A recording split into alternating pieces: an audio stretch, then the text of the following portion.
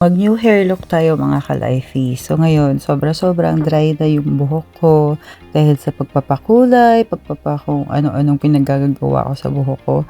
So magbabawas ngayon tayo ng buhok and a new hairstyle for a new journey na pupuntahan ko by this week.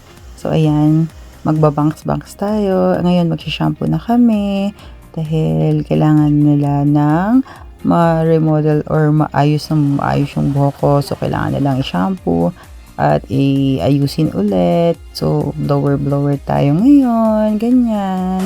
Ganyan na. So, makikita nyo pa rin, medyo dry pa rin siya.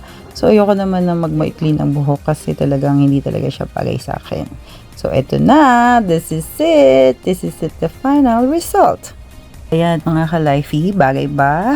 O diba? Flex lang natin ng konti yan, ganyan.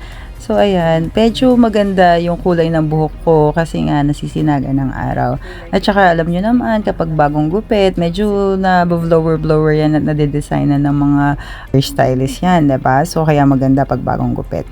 So, ayan. Tingnan naman natin kung anong itsura ko kapag may shade siya. So, subukan natin i-model yan. Ayan, aura-aura ka lang na may shades ka. So, maganda naman in total. Like, I'm so happy. My new look and my new style. Thank you.